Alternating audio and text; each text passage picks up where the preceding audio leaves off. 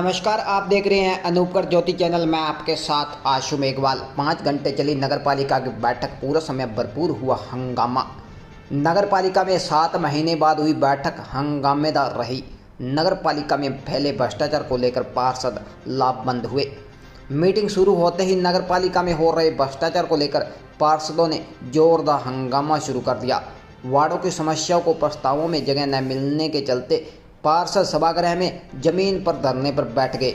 आखिर उपाध्यक्ष हरीश डाबी की समझाइश के बाद बोर्ड की बैठक शुरू की गई। बैठक में 12 प्रस्तावों पर ही पार्षदों ने सहमति जताई, जबकि बैठक में कुल 23 प्रस्ताव रखे गए थे। अधिशासी अधिकारी लाजपत बिश्नोई और उपाध्यक्ष हरीश डाबी के बीच में बैठक में कई बार तू मैं भी हुई। उपाध्यक्ष हरीश डाबी ने अधिशासी अधिकारी लाजपत बिश्नोई पर राजनीति करने का आरोप लगाते हुए कहा कि अधिशासी अधिकारी ने मुझे जो नोटिस जारी किया है वह किस आधार पर किया है। उन्होंने नोटिस में मुझ पर आरोप लगाया है कि मैंने सरकारी दस्तावेजों के साथ छेड़छाड़ की है। डाबी ने कहा कि अधिशासी अधिकारी मुझे बताए कि मैंने किस दस्तावेज के साथ छेड़छाड़ की है, या कोई पत्रावली गायब की है, या कोई कागज़ फाड़ा है। अगर उस वीडियो में ऐसा कुछ दिखाई देता है तो मैं हर कार्रवाई के लिए तैयार हूँ। बोर्ड बैठक में सभी पार्षदों ने सर्वसम्पत्ति से धानक समाज की कुटियों को सर्वसम्पत्ति से पट्टा देने के बात कही, तो वहीं पर नगरपालिका उपाध्यक्ष हरीश डाबी ने महर्षि कन्या महाविद्यालय को पट्टा देने पर कहा कि इस कन्या महाविद्यालय में हमारे शहर के गरीब और अन्य वर्गों की बच्चियां महाविद्यालय पढ़ती है।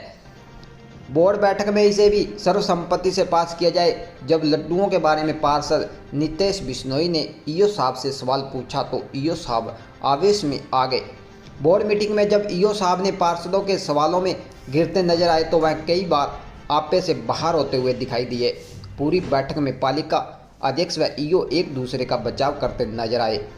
लड्डुओं के प्रश्न पर उपाध्यक्ष हरीश डाबी ने कहा कि लड्डू हम सबने खाए थे, उसमें एक बात तो स्पष्ट है कि वह लड्डू देसी घी के नहीं थे। उन्होंने कहा कि जब लड्डू 100-120 रुपये में बाजार में मिल रहे हैं तो 320 रुपये प्रति किलो के हिसाब से लड्डू खरीद कर राजकोष को क्यों चूना लगाया जा रहा है।